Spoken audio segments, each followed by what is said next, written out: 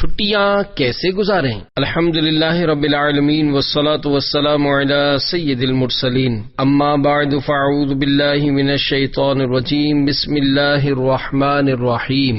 چھٹیاں کیسے گزاریں مع دیگر دلچسپ سوال جواب۔ درود شریف کی فضیلت۔ امیر المومنین حضرت سیدنا صدیق اکبر رضی اللہ تعالی عنہ فرماتے ہیں، نبی اکرم صلی اللہ تعالی علیہ وآلہ وسلم پر درود پاک پڑھنا گناہوں کو اس قدر جلد مٹاتا ہے کہ پانی بھی آگ کو اتنی جلدی نہیں بجھاتا، اور آپ صلی اللہ تعالی علیہ وآلہ وسلم پر سلام بھیجنا گردنیں یعنی غلاموں کو آزاد کرنے سے افضل ہے۔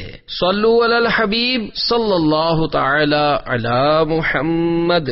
چھٹیاں کیسے گزاریں؟ سوال، طلباء اور اساتذہ تعلیمی اداروں میں ہونے والی سالانہ چھٹیاں کیسے گزاریں؟ جواب، اسکول، کالجز وغیرہ میں پڑھنے اور پڑھانے والے طلباء اور اساتذہ سارا سال دنیاوی تعلیم کی مصروفیت کی وجہ سے دینی تعلیم کی طرف توجہ نہیں دے پاتے، لہذا انہیں چاہیے کہ جب چھٹیاں ہوں تو انہیں غنیمت سمجھتے ہوئے ان میں خوب علم دین حاصل کرنے کی کوشش کریں۔ علم دین سیکھنے کا بہترین ذریعہ دعوت اسلامی کا مدنی ماحول ہے۔ الحمدللہ عز وجل دعوت اسلامی کے مدنی ماحول میں عام اسلامی بھائیوں کے لیے 63 دن کا مدنی تربیتی کورس، 7 دن کا اصلاح اعمال کورس، 7 دن کا مدنی کام کورس اور 7 دن کا فیضان نماز کورس کروایا جاتا ہے، جس میں نہ صرف علم دین سکھایا جاتا ہے بلکہ اس پر عمل کرنے اور اسے دنیا بھر میں پھیلانے کے مقدس جذبے کے تحت سنتوں کی تربیت کے مدنی قافلوں میں سفر بھی کروایا جاتا ہے۔ لہذا چھٹیوں کے موقع پر یہ مفید ترین کورس کر لیے جائیں، انشاءاللہ عز وجل خوب برکتیں نصیب ہوں گی۔ جہاں دنیا کے روشن مستقبل کے لیے اتنی کوششیں کی جاتی ہیں، وہاں اپنی قبر و آخرت بہتر بنانے کی بھی کوشش کرنی چاہیے۔ عموماً دیکھا گیا ہے کہ یہ چھٹیاں بھی لہو لعب اور دیگر فضولیات میں گزار دی جاتی ہیں، حتیٰ کہ کئی طلباء ان چھٹیوں میں سیر و تفریح کے لیے جاتے ہیں مگر وہیں کسی حادثے کا شکار ہو کر موت کی گھاٹ اتر جاتے ہیں۔ زندگی کا کوئی بھروسہ نہیں۔ میٹھے میٹھے اسلامی بھائیوں، دنیاوی تعلیم میں منہمک ہو کر اپنی قبر و آخرت کو بالکل فراموش نہیں کر دینا چاہیے۔ دنیاوی تعلیم مکمل کرنے کے دوران ضروری دینی تعلیم کے حصول میں حیلے بہانے بنانے والوں اور وقت ہونے کے باوجود سنتوں کی تربیت کے مدنی قافلوں میں سفر کی سعادت سے خود کو محروم رکھنے والوں کو سوچنا چاہیے کہ زندگی کا کوئی بھروسہ نہیں۔ دنیاوی تعلیم مکمل ہونے اور روشن مستقبل دیکھنے تک زندہ رہیں گے یا نہیں، اس کی کسی کے پاس کوئی ضمانت گارنٹی نہیں۔ اگر دنیاوی تعلیم کی مصروفیت کی وجہ سے دینی تعلیم کو وقت نہیں دے پاتے تو کم از کم چھٹیوں ہی کے ان فارغ اوقات کو اپنی جوانی اور صحت کو غنیمت جانتے ہوئے دین کے لیے وقت نکالیے اور مدنی قافلوں میں سفر کیجیے۔ ہادیے راہ نجات سرور کائنات صلی اللہ علیہ وآلہ وسلم نے ارشاد فرمایا، 5 چیزوں کو 5 چیزوں سے پہلے غنیمت جانو۔ نمبر 1، جوانی کو بڑھاپے سے پہلے۔ نمبر 2، صحت کو بیماری سے پہلے۔ نمبر 3، مالداری کو تنگ دستی سے پہلے۔ نمبر 4، فرصت کو مشغولیت سے پہلے۔ اور نمبر 5، زندگی کو موت سے پہلے۔ غافل تجھے گھڑیال یہ دیتا ہے منادی، قدرت نے گھڑی عمر کی ایک اور گھٹا دی۔ کون سا علم حاصل کرنا فرض ہے؟ سوال، مسلمان پر کون کون سی چیزیں سیکھنا ضروری ہیں، نیز اپنی اولاد کو کب سے کیا سکھایا جائے؟ جواب، سرکار دو عالم نور مجسم صلی اللہ تعالی علیہ وآلہ وسلم نے ارشاد فرمایا، علم حاصل کرنا ہر مسلمان پر فرض ہے۔ اس حدیث پاک سے اسکول کالج کی مروجہ دنیاوی تعلیم نہیں بلکہ ضروری دینی علم مراد ہے، لہذا سب سے پہلے اسلامی عقائد کا سیکھنا فرض ہے۔ اس کے بعد نماز کے فرائض و شرائط و مفسدات، یعنی نماز کس طرح درست ہوتی ہے اور کس طرح ٹوٹ جاتی ہے۔ پھر رمضان المبارک کی تشریف آوری ہو تو جس پر روزے فرض ہوں اس کے لیے روزوں کے ضروری مسائل، جس پر زکوٰۃ فرض ہو اس کے لیے زکوٰۃ کے ضروری مسائل، اسی طرح حج فرض ہونے کی صورت میں حج کے، نکاح کرنا چاہے تو اس کے، تاجر کو تجارت کے، خریدار کو خریدنے کے، نوکری کرنے والے اور نوکر رکھنے والے کو اجارے کے، وعلی ھذا القیاس قیاس یعنی اور اسی پر قیاس کرتے ہوئے ہر مسلمان عاقل و بالغ مرد و عورت پر اس کی موجودہ حالت کے مطابق مسئلے سیکھنا فرض عین ہے۔ اسی طرح ہر ایک کے لیے مسائل حلال و حرام بھی سیکھنا فرض ہے، نیز مسائل قلب یعنی باطنی مسائل یعنی فرائض قلبیہ یعنی باطنی فرائض، مثلا عاجزی و اخلاص اور توکل وغیرہ، اور ان کو حاصل کرنے کا طریقہ، اور باطنی گناہ مثلا تکبر، ریاکاری، حسد، بدگمانی، بغض و کینہ، شماتت یعنی کسی کی مصیبت پر خوش ہونا وغیرہ، اور ان کا علاج سیکھنا ہر مسلمان پر فرض ہے۔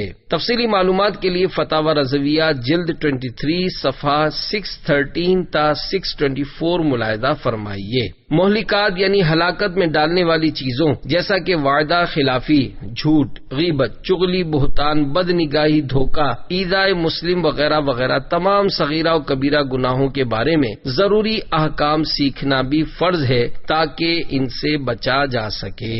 اسلامی عقائد کی معلومات کے لیے دعوت اسلامی کے اشاعتی ادارے مکتبۃ المدینہ کی مطبوعہ کتب کتاب العقائد، بحر شریعت حصہ اول، کفریہ کلمات کے بارے میں سوال جواب، تمہید الایمان اور ضروریات کے مسائل جاننے کے لیے نماز کے احکام، بحر شریعت حصہ 2 تا 8، حصہ 11 سے اجارہ یعنی ملازم رکھنے اور ملازم ہونے کے مسائل، اور حصہ 14 سے بیع و شرع یعنی خرید و فروخت کے مسائل، مسائل حلال و حرام جاننے کے لیے 101 مدنی پھول، 163 مدنی پھول، سنتیں اور آداب، بحر شریعت حصہ 16، مہلکات و منجیات جاننے کے لیے باطنی بیماریوں کا علاج، نجات دلانے والے اعمال کی معلومات، بیٹے کو نصیحت، منہاج العابدین، احیاء العلوم اور کیمیائے سعادت کا مطالعہ کیجیے۔ تجوید کے ساتھ قرآن پاک سیکھنا بھی ضروری ہے۔ اعلی حضرت علیہ رحمت رب العزت فرماتے ہیں، بلا شبہ اتنی تجوید جس سے تصحیح حروف ہو یعنی قواعد تجوید کے مطابق حروف کو درست مخارج سے ادا کر سکے اور غلط خوانی یعنی غلط پڑھنے سے بچے، فرض عین ہے۔ اسی طرح اذکار نماز یعنی نماز میں تلاوت کے علاوہ جو کچھ پڑھا جاتا ہے ان کا درست آنا بھی ضروری ہے۔ جس نے سبحان ربی العظیم میں عظیم کو عظیم یعنی ضا کی بجائے زا پڑھ دیا، نماز جاتی رہی۔ لہذا جس سے عظیم صحیح ادا نہ ہو وہ سبحان ربی الکریم پڑھے۔ یوں ہی جو قرآن پاک یاد ہے اس کا حفظ باقی رکھنا بھی ضروری ہے۔ صدر الشریعہ بدر الطریقہ حضرت علامہ مولانا مفتی محمد امجد علی اعظمی علیہ رحمت اللہ القوی فرماتے ہیں، قرآن پڑھ کر بھلا دینا گناہ ہے۔ جو قرآنی آیات یاد کرنے کے بعد بھلا دے گا بروز قیامت اندھا اٹھایا جائے گا۔ جہاں تک اولاد کو سکھانے کی بات ہے تو قرآن پاک سکھائے۔ 7 برس کی عمر میں نماز کا حکم دینے کے ساتھ ہی نماز و طہارت کے ضروری مسائل بھی سکھائے کہ 7 سے 9 برس کی عمر بچوں کی تربیت کے تعلق سے بالخصوص مدنی منیوں کے لیے بے حد اہم ہے کہ مدنی منی اس کے بعد کبھی بھی بالغہ ہو سکتی ہے۔ ان علوم کے سکھانے کے بعد دنیاوی تعلیم بھی اپنی شرائط کے ساتھ دی جا سکتی ہے۔ اعلی حضرت علیہ رحمت رب العزت فرماتے ہیں، اہل سنت و جماعت کے عقیدے اور طہارت و نماز و روزہ کے مسئلے سیکھنا سب پر فرض ہے۔ ان ضروریات اور قرآن پاک پڑھنے کے بعد اگر اردو یا گجراتی کی دنیاوی کتب جس میں کوئی بات نہ دین کے خلاف ہو، نہ بے شرمی کی،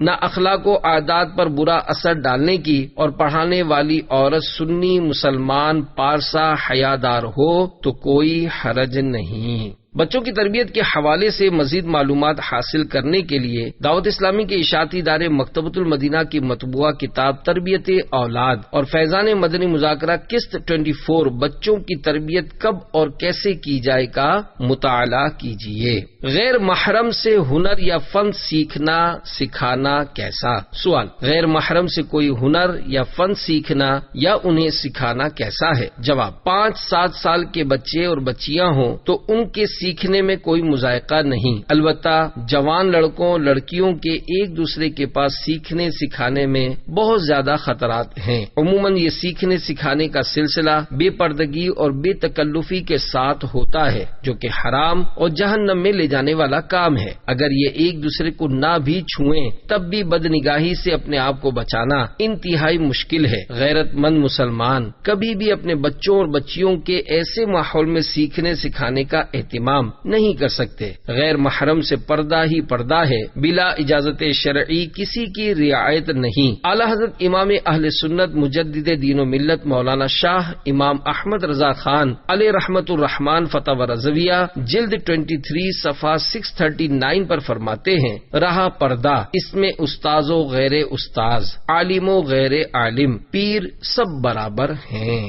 طالبات کو نوجوان استاد سے پڑھنے کی ممانعت، ہنر یا فن سیکھنا سکھانا تو دور کی بات، علم دین پڑھنا ہو اور پڑھنے والی طالبات باپردہ بھی ہوں، مگر پڑھانے والا استاد جوان ہے، تب بھی طالبات کو اس کے پاس جانے اور پڑھنے کی شرعن اجازت نہیں کہ پردے کے باوجود پڑھنے والیاں لگی بندھی اور جانی پہچانی ہوتی ہیں، لہذا خطرات بہت زیادہ ہوتے ہیں۔ اعلی حضرت علیہ رحمت رب العزت نے اسی بنا پر پردے کی تمام تر پابندی کے باوجود عورت کو علم دین سیکھنے کے لیے جوان پیر کے پاس جانے کی اجازت نہیں دی۔ چنانچہ فتاوی رضویہ شریف میں فرماتے ہیں، اگر بدن موٹے اور ڈھیلے کپڑوں سے ڈھکا ہے، نہ ایسے باریک کپڑے کے بدن یا بالوں کی رنگت چمکے، نہ ایسے تنگ کپڑے کے بدن کی حالت یعنی کسی عضو کی گولائی یا ابھار وغیرہ دکھائے، اور جانا تنہائی میں نہ ہو اور پیر جوان نہ ہو، غرض کوئی فتنہ نہ فی الحال ہو نہ آئندہ کے لیے اس کا اندیشہ ہو،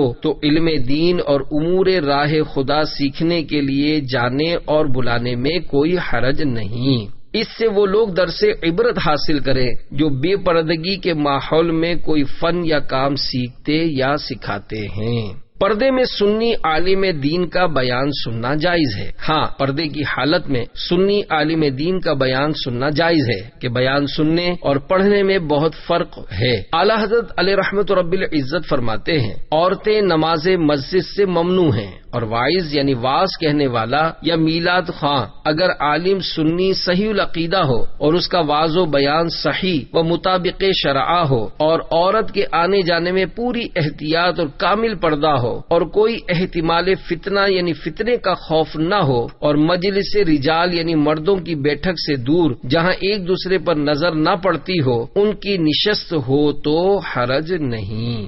بے پردہ ماحول کے نقصانات۔ سوال، غیر محرم کے آپس میں بے پردہ اور دوستانہ ماحول رکھنے کے کیا نقصانات ہیں؟ جواب، غیر محرم کا آپس میں بے پردہ اور دوستانہ ماحول رکھنا سراسر ناجائز و حرام اور جہنم میں لے جانے والا کام ہے۔ ان بے پردگیوں اور بے تکلفیوں کے دنیاوی و اخروی نقصانات ہر غیرت مند مسلمان بخوبی سمجھ سکتا ہے۔ اسی مخلوط ماحول کے کرشمے ہیں کہ آج نوجوان لڑکیوں کے گھروں سے بھاگنے کی خبریں سننے کو ملتی ہیں، جس سے والدین اور پورے خاندان کی بدنامی ہوتی ہے۔ اس کے مجرم خود والدین بھی ہوتے ہیں کہ اگر وہ اپنی اولاد کی شریعت کے مطابق تعلیم و تربیت کا اہتمام کرتے تو آج انہیں رسوائی کے دن نہ دیکھنے پڑتے۔ شریعت مطہرہ نے عورتوں کو گھروں میں ٹھہرنے، باپردہ رہنے اور غیر مرد سے بلا ضرورت گفتگو کرنے سے بچنے کا حکم دیا ہے، اور اگر ضرورتاً غیر مرد سے بات کرنی بھی پڑے تب بھی انہیں لہجے میں نزاکت اور بات میں نرمی پیدا کرنے سے منع کیا ہے۔ چنانچہ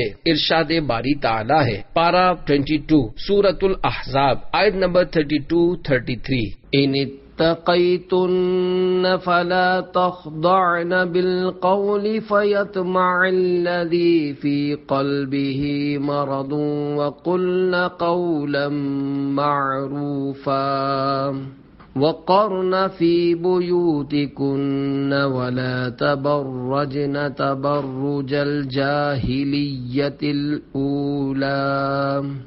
ترجمہ کنز ایمان، اگر اللہ سے ڈرو تو بات میں ایسی نرمی نہ کرو کہ دل کا روگی یعنی مریض کچھ لالچ کرے، ہاں اچھی بات کہو اور اپنے گھروں میں ٹھہری رہو اور بے پردہ نہ رہو جیسے اگلی جاہلیت کی بے پردگی۔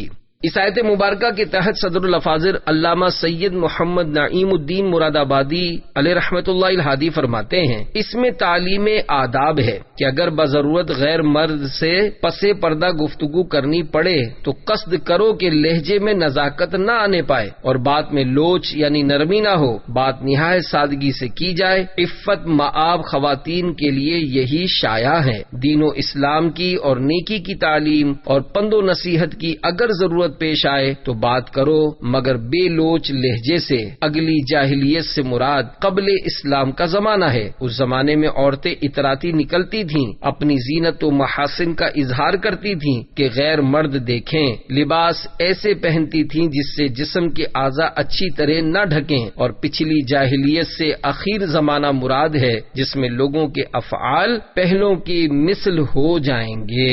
عورتوں کے لیے چادر اور چار دیواری کا حکم۔ سوال، کیا چادر اور چار دیواری عورتوں کی ترقی میں رکاوٹ کا سبب ہے؟ جواب، چادر اور چار دیواری عورتوں کی ترقی میں رکاوٹ کا سبب نہیں، بلکہ ان کے لیے دنیا و آخرت کی ترقی و کامیابی کا سبب ہے، کیونکہ چادر یعنی پردہ کرنے اور چار دیواری یعنی گھر میں رہنے کا حکم اللہ عز و جل نے دیا ہے، جیسا کہ خدا رحمان عز و جل کا فرمان عالی شان ہے۔ پارہ 22 سورۃ الاحزاب آیت 33، وَقَرْنَ فِي بُيُوتِكُنَّ وَلَا تَبَرَّجْنَ، اور اپنے گھر میں ٹھہری رہو اور بے پردہ نہ رہو۔ رسول کریم صلی اللہ تعالی علیہ وآلہ وسلم نے ارشاد فرمایا، عورت چھپانے کی چیز ہے، جب وہ اپنے گھر سے نکلتی ہے تو شیطان اسے جھانکتا ہے، اور عورت اللہ عز و جل کے زیادہ قریب اس وقت ہوتی ہے جب وہ اپنے گھر میں ہوتی ہے۔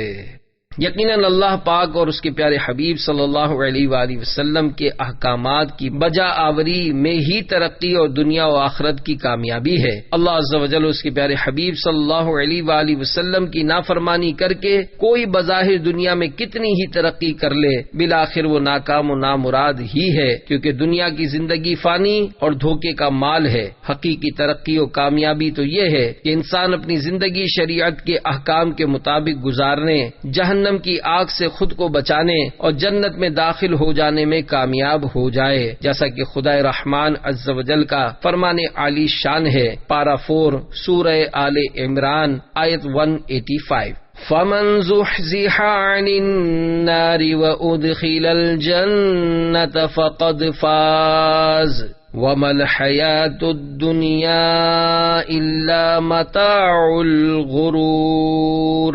ترجمہ کنز ایمان، جو آگ سے بچا کر جنت میں داخل کیا گیا وہ مراد کو پہنچا، اور دنیا کی زندگی تو یہی دھوکے کا مال ہے۔ میٹھے میٹھے اسلامی بھائیوں، عورت کا معنی ہی چھپانے کی چیز ہے، لہذا عورتوں کو بلا ضرورت گھروں سے باہر نہ جانے دیا جائے، اسی میں ان کی حفاظت اور عافیت ہے۔ اگر اللہ عز و جل کے احکامات اور اس کے پیارے حبیب صلی اللہ علیہ وآلہ وسلم کے مقدس فرامین کی خلاف ورزی کر کے دنیا ترقی کر کے آگے بڑھتی ہے تو ہمیں پیچھے رہ جانا ہی منظور ہے۔ ہم شریعت مطہرہ کے احکامات پر عمل کر کے انشاءاللہ عز و جل اپنے میٹھے میٹھے آقا مکی مدنی مصطفیٰ صلی اللہ تعالی علیہ وآلہ وسلم کے پیچھے پیچھے سیدھے جنت میں چلے جائیں گے۔ باغ جنت میں محمد مسکراتے جائیں گے، پھول رحمت کے جھڑیں گے، ہم اٹھاتے جائیں گے۔ پردے کے بارے میں مزید تفصیلات جاننے کے لیے شیخ طریقت امیر اہل سنت بانی دعوت اسلامی حضرت علامہ مولانا ابو بلال محمد الیاس عطار قادری رضوی ضیائی دامت برکاتہم العالیہ کی کتاب پردے کے بارے میں سوال جواب کا مطالعہ کیجیے۔ امتحان میں نقل کرنا کیسا؟ سوال، امتحان میں نقل یعنی چیٹنگ کرنا کیسا؟ جواب، امتحان میں نقل یعنی چیٹنگ کرنا نہ تو شرعاً درست ہے اور نہ ہی عقلاً۔ شرعاً اس لیے درست نہیں کہ اس میں دھوکہ دینا ہے، اور دھوکہ دینے والے کے لیے حدیث پاک میں جنت سے محرومی کی سخت وعید بیان فرمائی گئی ہے۔ چنانچہ اللہ عز و جل کے پیارے محبوب دانائے غیوب صلی اللہ علیہ وآلہ وسلم کا فرمان عبرت نشان ہے، 3 شخص جنت میں داخل نہیں ہوں گے۔ نمبر 1 دھوکے باز، نمبر 2 بخیل، نمبر 3 احسان جتانے والا۔ نیز نقل کرتے ہوئے پکڑے جانے کی صورت میں ذلت کا سامنا کرنا پڑتا ہے، اور ایک مسلمان کا خود کو ذلت پر پیش کرنا ہرگز جائز نہیں۔ چنانچہ سرکار نامدار مدینے کے تاجدار صلی اللہ تعالی علیہ وآلہ وسلم نے ارشاد فرمایا، جو شخص بلا اکراہ یعنی شرعی مجبوری کے بغیر اپنے آپ کو بخوشی ذلت پر پیش کرے وہ ہم میں سے نہیں۔ نقل کرنا عقلاً بھی درست نہیں، اس لیے کہ امتحان کا مقصد یادداشت اور محنت کی کسوٹی یعنی جانچ پڑتال ہے، جبکہ نقل کی صورت میں یہ مقصد حاصل نہیں ہو سکتا۔ نیکی کی دعوت عام کرنے میں اساتذہ کا کردار۔ سوال، ایک استاد اپنے شعبے میں نیکی کی دعوت عام کر کے کس قدر دین اسلام کا فائدہ پہنچا سکتا ہے؟ جواب، جو لوگ مرجع خلائق ہوتے ہیں، یعنی ایسے اشخاص جو لوگوں کی عقیدتوں اور محبتوں کا مرکز ہوں، جہاں سب لوگ رجوع کریں، وہ دوسروں کے مقابلے میں دین کا کام زیادہ کر سکتے ہیں، کیونکہ انہیں کسی کے پاس جانے کی ضرورت نہیں ہوتی، لوگ خود بخود ان کے پاس چلے آتے ہیں۔ مثلا حاکم، پیران عظام، اساتذہ کرام اور والدین کے ان کے ماتحت عوام، مریدین، تلامذہ اور بچے وغیرہ ہوتے ہیں۔ اس حوالے سے ان پر یہ ذمہ داری عائد ہوتی ہے کہ یہ ان کی نگہبانی کرتے ہوئے انہیں نیکیوں کی شاہراہ پر گامزن کرنے اور گناہوں سے بچانے میں اپنا کردار ادا کریں کہ بروز قیامت ان سے ماتحتوں کے بارے میں پوچھا جائے گا۔ چنانچہ بحر و بر کے بادشاہ، دو عالم کے شہنشاہ صلی اللہ تعالی علیہ وآلہ وسلم نے ارشاد فرمایا، تم سب اپنے متعلقین کے سردار و حاکم ہو، اور حاکم سے روز قیامت اس کی رعیت کے بارے میں پوچھا جائے گا۔ اس حدیث پاک کے تحت شارح بخاری حضرت علامہ مفتی محمد شریف الحق امجدی علیہ رحمت اللہ القوی فرماتے ہیں، عوام سلطان اور حاکم کے، اولاد ماں باپ کے، تلامذہ اساتذہ کے، مریدین پیر کے رعایا ہوئے۔ نگہبانی میں یہ بھی داخل ہے کہ رعایا گناہ میں مبتلا نہ ہو۔ اساتذہ اپنے تلازمہ کے حاکم ہیں۔ میٹھے میٹھے اسلامی بھائیوں، معلوم ہوا کہ اساتذہ بھی اپنے تلامذہ کے لیے حاکم ہیں، لہذا انہیں وقتاً فوقتاً تلامذہ کو نصیحت کرتے رہنا چاہیے، اور یہ اساتذہ کے لیے کوئی مشکل بات بھی نہیں، کیونکہ اساتذہ کی حیثیت ایک مرجع کی سی ہے۔ طلباء کے ساتھ ساتھ ان کے والدین وغیرہ بھی اساتذہ سے وابستہ ہوتے ہیں، تو یوں اساتذہ ان پر انفرادی کوشش کر کے انہیں قریب لا کر دعوت اسلامی کے مدنی کاموں کی دھومیں مچا سکتے ہیں۔ اساتذہ کو چاہیے کہ وہ طلباء کو مدنی انعامات پر عمل، مدنی قافلوں میں سفر، ہفتہ وار سنت و برے اجتماعات اور مدنی مذاکرات میں شرکت کرنے کی دعوت دیتے رہا کریں، اور ساتھ ہی ساتھ دعوت اسلامی کے اشاعتی ادارے مکتبۃ المدینہ کی مطبوعہ کتب و رسائل پڑھنے کی ترغیب بھی دلاتے رہا کریں، تاکہ ان کی اصلاح کا سامان ہو سکے۔ اگر ایک ساتھ کئی چھٹیاں آ رہی ہوں تو ان سے فائدہ اٹھاتے ہوئے خود بھی سنتوں کی تربیت کے مدنی قافلوں میں سفر کریں اور طلباء کو بھی سفر کروائے۔ انشاءاللہ عز و جل اپنی اصلاح کے ساتھ ساتھ ساری دنیا کے لوگوں کی بھی اصلاح ہوگی اور نیکی کی دعوت کی دھومیں بھی مچ جائیں گی۔ تعلیمی اداروں میں مدنی کام۔ سوال، تعلیمی اداروں، اسکول، کالج اور یونیورسٹی وغیرہ میں دعوت اسلامی کا مدنی کام کس طرح کیا جائے؟ جواب، کسی بھی ادارے میں مدنی کام کرنے اور اس میں خاطر خواہ نتائج حاصل کرنے کے لیے ضروری ہے کہ اسی ادارے سے متعلقہ افراد پر انفرادی کوشش کر کے انہیں تیار کیا جائے اور پھر انہیں مدنی کام کی ذمہ داری سونپ دی جائے۔ جب اس ادارے سے وابستہ افراد مدنی ماحول سے وابستہ ہو کر ذمہ داری لیں گے تو پھر انشاءاللہ عز و جل مدنی کاموں کی دھومیں مچ جائیں گی۔ اسکول، کالج اور جامعات یعنی یونیورسٹیز کے طلباء، اساتذہ اور منتظمین سے روابط قائم کر کے انہیں ہفتہ وار سنت و برے اجتماع میں شرکت کی دعوت دیجیے اور ان پر انفرادی کوشش کرتے ہوئے انہیں مدنی انعامات پر عمل اور مدنی قافلوں میں سفر کی ترغیب دلائیے۔ روزانہ فیضان سنت سے درس دیجیے اور قریبی مسجد میں مدرسۃ المدینہ برائے بالغان کی ترکیب بنائیے تاکہ انفرادی کوشش کرنے کا بھرپور موقع مل سکے۔ کالج اور یونیورسٹی سے ملحقہ مساجد میں انتظامیہ سے اجازت لے کر مدنی قافلے ٹھہرائیے اور دارالاقامہ یعنی ہاسٹل میں جا کر خوب نیکی کی دعوت کی دھومیں مچائیے۔ میٹھے میٹھے اسلامی بھائیوں، عاشقان رسول کی سنتوں بھری مدنی تحریک دعوت اسلامی نے نیکی کی دعوت کو دنیا بھر میں عام کرنے کے لیے جہاں دیگر بہت ساری مجالس بنائی ہیں، وہیں ایک مجلس برائے شعبہ تعلیم بھی بنائی ہے، جو تعلیمی اداروں مثلا اسکولز، کالجز اور یونیورسٹیز کے اساتذہ و تلامذہ کو میٹھے میٹھے آقا مدینے والے مصطفیٰ صلی اللہ علیہ وآلہ وسلم کی پیاری پیاری سنتوں سے روشناس کروانے میں مصروف عمل ہے۔ اس مجلس کی برکت سے بے شمار طلباء سنتوں برے اجتماعات میں شرکت کرتے، مدنی انعامات کے رسالے پر کرتے اور مدنی قافلوں کے مسافر بھی بنتے رہتے ہیں۔ الحمدللہ عز و جل متعدد دنیاوی علوم کے دل دادا بے عمل طلباء نمازی اور سنتوں کے عادی بن گئے ہیں۔ اسکول، کالج اور یونیورسٹی کے طلباء، اساتذہ اور اسٹاف کو مزید ضروریات دین سے روشناس کروانے کے لیے مدنی ماحول میں اپنی نوعیت کا منفرد فیضان قرآن و حدیث کورس اور اس کے علاوہ مختلف دیگر کورسز کا بھی اہتمام کیا گیا ہے۔ انٹرنیٹ کے مثبت و منفی اثرات۔ سوال: انٹرنیٹ کے مثبت و منفی استعمال کے متعلق کچھ رہنمائی فرما دیجیے۔ جواب: انٹرنیٹ کے استعمال کے منفی اثرات زیادہ ہیں جبکہ مثبت اثرات بہت کم ہیں۔ ایمان و اخلاق سوز مواد پر مبنی ویب سائٹس کی بھرمار ہے۔ اچانک حیا سوز تصاویر سامنے آ جاتی ہیں، اب اس سے فوراً نگاہ ہٹانے کے بجائے لطف اندوز ہوتے ہوئے نگاہ ٹھہرا دی تو یوں گناہوں کا ارتکاب ہو جاتا ہے۔ ایسی صورتحال میں اپنے آپ کو بد نگاہی سے بچانا انتہائی دشوار ہوتا ہے، لہذا بلا ضرورت انٹرنیٹ کے استعمال سے اجتناب کیا جائے۔ اگر ضرورت ہو تو بقدر ضرورت متعلقہ ویب سائٹ ہی کھولی جائے۔ اگر اچانک فحش تصاویر سامنے آ جائیں تو اسکرین سے فوراً اپنی نگاہیں پھیر لیجیے یا ویب سائٹ کا پیج تبدیل کر دیجیے اور اپنے آپ کو بد نگاہی سے بچائیے۔ اگرچہ آپ اچھا کام ہی کر رہے ہوں تب بھی اپنی نگاہوں کی حفاظت کرنا اور حیا سوز مناظر دیکھنے سے خود کو بچانا ضروری ہے۔ حضرت سیدنا علا بن زیاد علیہ رحمت اللہ الجواد نے یہاں تک فرمایا کہ اپنی نظر کو عورت کی چادر پر بھی نہ ڈالو کیونکہ نظر دل میں شہوت پیدا کرتی ہے۔ ایک کفریہ عقیدہ۔ سوال: مشہور مقولہ ہے matter cannot be created and cannot be destroyed, یعنی مادہ نہ تو پیدا کیا جا سکتا ہے اور نہ ہی فنا ہو سکتا ہے۔ کیا یہ عقیدہ رکھنا درست ہے؟ جواب: یہ کلمہ کفر ہے۔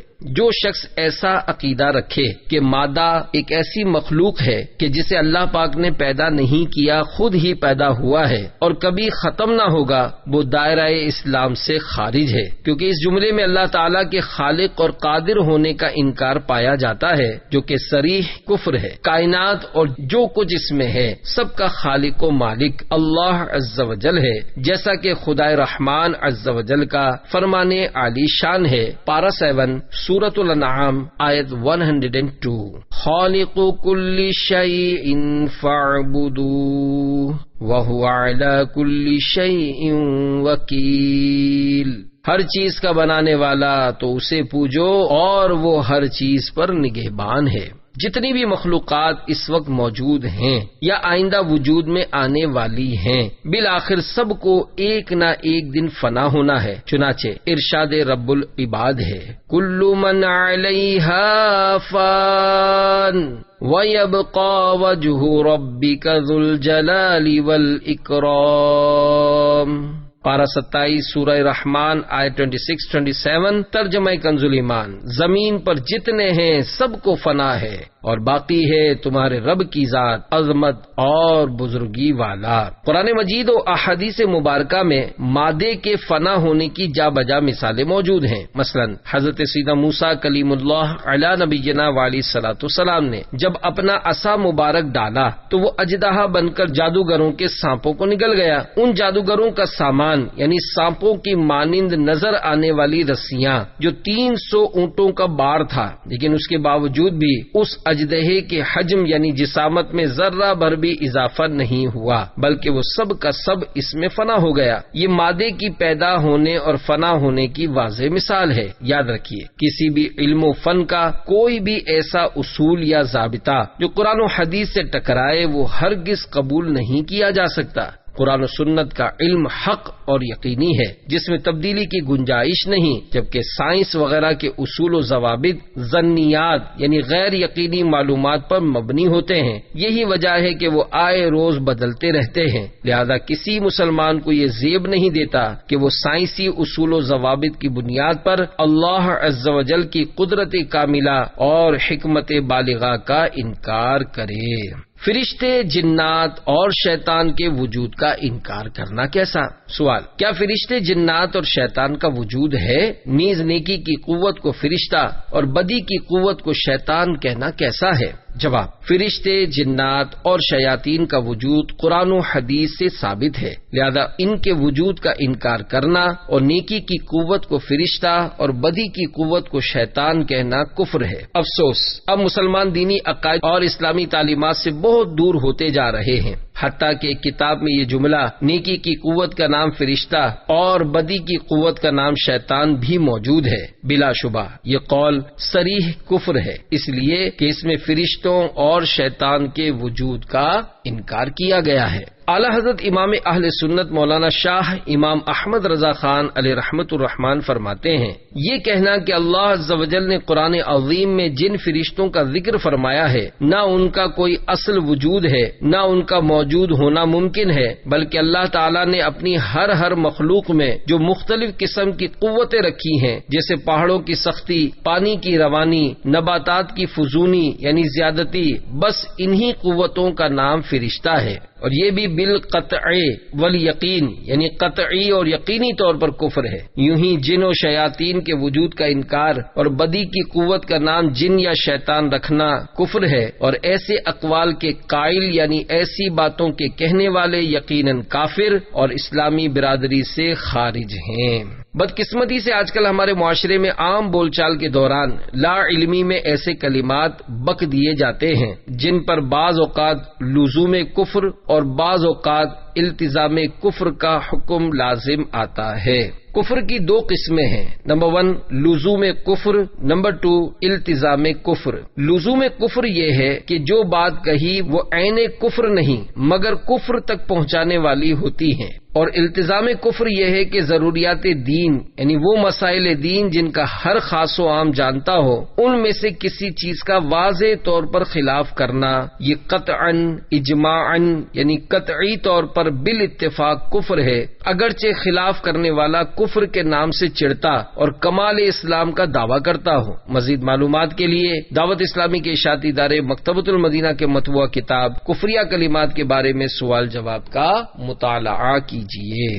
ہر ایک کو اپنے ایمان کی فکر کرتے ہوئے خوب سوچ سمجھ کر بولنا چاہیے کہ بے خیالی میں نکلا ہوا ایک کلمہ ایمان کی بربادی اور دنیا اور آخرت کے خسارے کا سبب بن سکتا ہے۔ یاد رکھیے، حالت کفر میں کیا گیا نکاح، بیعت اور دیگر نیک اعمال وغیرہ سب باطل ہیں، اور اگر یہ کام پہلے سے کیے ہوئے تھے تو کلمہ کفر بکنے سے تمام نیک اعمال اکارت ہو گئے، یعنی پچھلی ساری نمازیں، روزے، حج وغیرہ تمام نیکیاں ضائع ہو گئیں۔ شادی شدہ تھا تو نکاح بھی ٹوٹ گیا، اگر کسی کا مرید تھا تو بیعت بھی ختم ہو گئی۔ اس پر فرض ہے کہ اس کفر سے فوراً توبہ کرے اور کلمہ پڑھ کر نئے سرے سے مسلمان ہو۔ مرید ہونا چاہے تو اب نئے سرے سے کسی بھی جامع شرائط پیر کا مرید ہو۔ اگر سابقہ بیوی کو رکھنا چاہے تو دوبارہ نئے مہر کے ساتھ اس سے نکاح کرے، اور اگر فرض حج پہلے سے کر لیا تھا تو اب صاحب استطاعت ہونے پر نئے سرے سے حج کرنا فرض ہوگا۔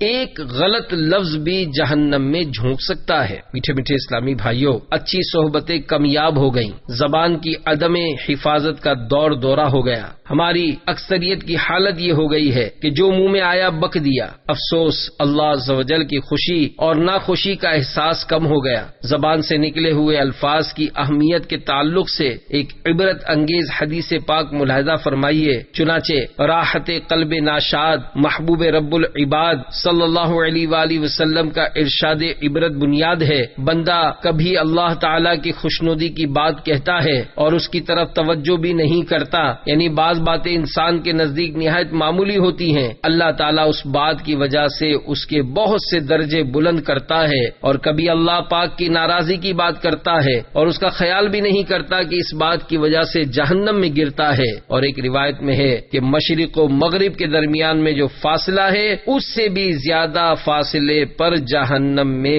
گرتا ہے۔ بک بک کی یہ عادت نہ سرے حشر فسادے، اللہ زبا کا ہو عطا قفل مدینہ۔ ہاتھ میں آگ کی چنگاری۔ آج کل حالات ناگفتہ بے ہیں، دنیا کی محبت اکثر کے دل پر غالب ہے، ایمان کی حفاظت کا ذہن کم ہو گیا۔ ایمان بچانا بھی ضروری ہے مگر اس کے لیے کوشش کرنے کا کوئی خاص جذبہ نہیں۔ ایمان کو سنبھالنا اور احکام اسلام کی پیروی کرنا نفس بدکار پر ایک امر دشوار ہے۔ سردار دو جہان محبوب رحمان صلی اللہ تعالی علیہ وآلہ وسلم کا فرمان عبرت نشان ہے، لوگوں پر ایک ایسا زمانہ بھی آئے گا کہ اس وقت لوگوں کے درمیان اپنے دین پر صبر کرنے والا آگ کی چنگاری پکڑنے والے کی طرح ہوگا۔ سنت کا ترک کہیں کفر تک نہ پہنچا دے۔ حضرت سیدنا ابو محمد سہل رحمت اللہ تعالی علیہ کا فرمان عبرت نشان ہے، خوف کا اعلیٰ درجہ یہ ہے کہ اپنے بارے میں اللہ پاک کے علم ازلی کے تعلق سے ڈرتا رہے کہ نہ جانے میرے بارے میں کیا طے ہے، آیا اچھا خاتمہ یا کہ برا خاتمہ۔ اور اس بات سے بھی خوف زدہ رہے کہ کہیں کوئی کام خلاف سنت یعنی سنت کو مٹانے والی بری بدعت کا ارتکاب نہ کر بیٹھے جس کی نحوست اسے کفر تک پہنچا دے۔ بہرحال اگر کسی کا اس طرح کا عقیدہ ہو یا اس نے اس طرح کے کلمات بولے ہوں تو اسے چاہیے کہ اپنے ان کفریات کو تسلیم کرنے کے ساتھ ساتھ دل میں ان سے نفرت و بیزاری کا اظہار کرتے ہوئے توبہ میں ان کا تذکرہ بھی کرے اور کہے یا اللہ عز و جل میں نے جو کلمہ کفر بکا کہ مادہ نہ تو پیدا کیا جا سکتا ہے اور نہ ہی فنا ہو سکتا ہے، یا فرشتے جنات اور شیطان کے وجود کا انکار کیا ہے، یا نیکی کی قوت کو فرشتہ اور بدی کی قوت کو شیطان کہا ہے، اپنے اس کفر سے توبہ کرتا ہوں۔ لا الہ الا اللہ محمد رسول اللہ یعنی اللہ عز و جل کے سوا کوئی عبادت کے لائق نہیں، حضرت محمد صلی اللہ تعالی علیہ وآلہ وسلم اللہ عز و جل کے رسول ہیں۔ یوں کفر سے توبہ بھی ہو جائے گی اور تجدید ایمان بھی۔ مزید معلومات حاصل کرنے کے لیے شیخ طریقت امیر اہل سنت بانی دعوت اسلامی حضرت مولانا ابو بلال محمد الیاس اتار قادری رضوی ضیائی دامن برکاتہم العالیہ کی 692 صفحات پر مشتمل کتاب کفریہ کلمات کے بارے میں سوال جواب کا مطالعہ کیجیے۔ انشاءاللہ عز و جل معلومات میں اضافے کے ساتھ ساتھ زبان کا قفل مدینہ لگانے اور ایمان کی حفاظت کے لیے کڑنے کا بھی ذہن بنے گا۔ اللہ پاک ہمیں دنیا و آخرت کی ہر آفت و مصیبت سے بچائے اور ہمارے ایمان کی حفاظت فرمائے، آمین بجاہ النبی الامین صلی اللہ تعالی علیہ وآلہ وسلم۔ دنیا میں ہر آفت سے بچانا مولا، عقبہ میں نہ کچھ رنج دکھانا مولا، بیٹھوں جو درے پاک پیمبر کے حضور، ایمان پہ اس وقت اٹھانا مولا۔ زمین و آسمان ساکن ہیں۔ سوال، کیا زمین سورج کے گرد گھومتی ہے؟ جواب، زمین سورج کے گرد نہیں گھومتی بلکہ سورج زمین کے گرد گھومتا ہے۔ زمین و آسمان دونوں ساکن ہیں اور ان کا ساکن ہونا محض اللہ تعالی کی قدرت و اختیار سے ہے۔ اللہ عز و جل پارہ 22 سورہ فاطر کی آیت نمبر 41 میں ارشاد فرماتا ہے، ان اللہ یمسک السماوات والارض ان تزولا۔ ترجمہ کنز ایمان، بے شک اللہ روکے ہوئے ہے آسمانوں اور زمین کو کہ جنبش نہ کریں۔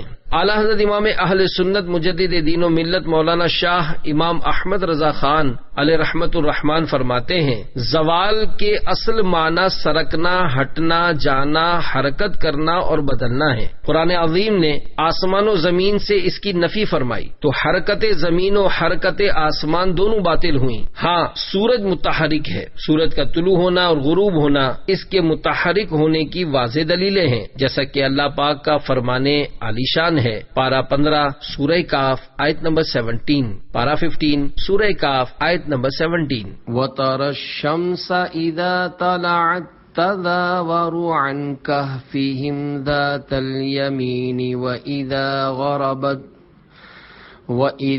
غَرَبَتْ تَقْرِضُهُمْ ذَاتَ الشِّمَالِ۔ ترجمہ کنز ایمان، اور اے محبوب تم سورج کو دیکھو گے کہ جب نکلتا ہے تو ان کے غار سے دہنی طرف بچ جاتا ہے اور جب ڈوبتا ہے تو ان کے بائیں طرف کترا جاتا ہے۔ حدیث پاک میں ہے، نبی کریم صلی اللہ علیہ وآلہ وسلم نے حضرت سیدنا ابو ذر غفاری رضی اللہ تعالیٰ عنہ کو فرمایا، جبکہ سورج غروب ہو چکا تھا، کیا تم جانتے ہو کہ سورج کہاں جاتا ہے؟ حضرت ابو ذر رضی اللہ تعالیٰ عنہ کہتے ہیں، میں نے عرض کی کہ اللہ اور اس کا رسول عز و جل و صلی اللہ علیہ وآلہ وسلم بہتر جانتے ہیں۔ آپ صلی اللہ علیہ وآلہ وسلم نے فرمایا، وہ جاتا ہے تاکہ عرش کے نیچے سجدہ کرے، چنانچہ وہ اجازت طلب کرتا ہے تو اس کو اجازت دے دی جاتی ہے۔ قریب ہے کہ وہ سجدہ کرے، وہ سجدہ اس کی طرف سے قبول نہ کیا جائے، اور وہ اجازت طلب کرے تو اس کو سجدہ کرنے کی اجازت نہ دی جائے، اور اسے کہا جائے گا کہ تو لوٹ جہاں سے آیا ہے، پھر وہ مغرب سے طلوع ہوگا۔ یہی معنی ہے اللہ تعالیٰ کے اس ارشاد پاک کا، والشمس تجری لمستقر لها ذلك تقدیر العزیز العلیم۔ ترجمہ کنز ایمان، اور سورج چلتا ہے اپنے ایک ٹھہراؤ کے لیے، یہ حکم ہے زبردست علم والے کا۔